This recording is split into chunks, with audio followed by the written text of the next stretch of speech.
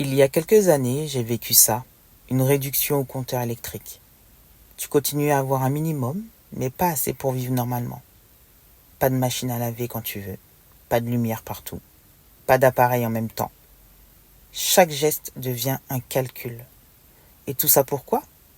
Parce que les factures sont devenues monstrueuses. Pas parce que tu aurais mal géré, mais parce que les prix explosent sans que tu puisses rien y faire. Cette situation, beaucoup la vivent aujourd'hui. Et c'est une violence silencieuse, une privation déguisée en mesure normale. Alors si tu traverses ça, tu n'es pas seul. Ce n'est pas de ta faute.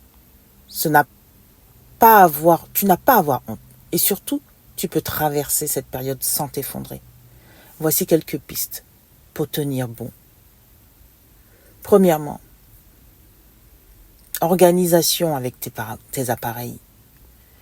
Utilise les gros appareils, c'est-à-dire la machine à laver, le four, l'aspirateur, un par an et plutôt aux heures creuses, si tu en bénéficies. Préfère les petits électroménagers, tu vois, du type bouilloire, plaque de cuisson, portable, cuiseur vapeur, qui consomment moins et sont plus faciles à gérer sur un compteur limité.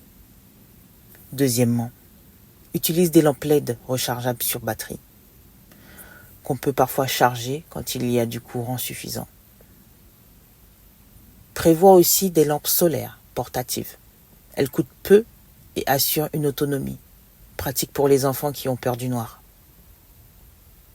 Si tu as des enfants, transforme cette contrainte en jeu. Fais des soirées lampes de poche, dîner pique-nique. Ça dédramatise et les rassure. Prépare des repas simples qui ne nécessitent pas plusieurs appareils en même temps. Des pâtes plus des sauces préparées en avance, salade complète, etc.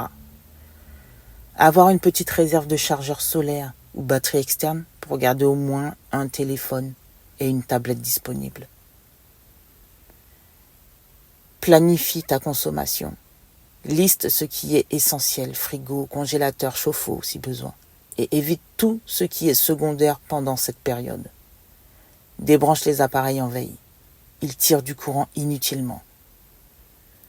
Et pour ton moral, ne te compare pas à ceux qui n'ont pas ce problème. Ce n'est pas une faiblesse. C'est une épreuve collective. Fixez des objectifs. Cette semaine, je paye tant d'euros. Ou j'ai réussi à garder la maison organisée malgré la coupure. Valorise chaque petite victoire avec tes enfants. Ça leur apprend la résilience, sans qu'ils sentent la honte ou la privation.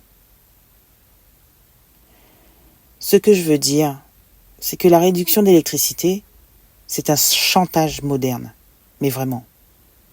Mais même dans cette contrainte, tu peux apprendre à tenir bon, à réorganiser ton quotidien, à transformer la honte en dignité. Et si tu as besoin d'un soutien plus personnel, je peux t'accompagner. Pas pour rallumer ton compteur, mais pour rallumer ta lumière intérieure. Et ça n'a pas de prix. Courage à toi et à bientôt.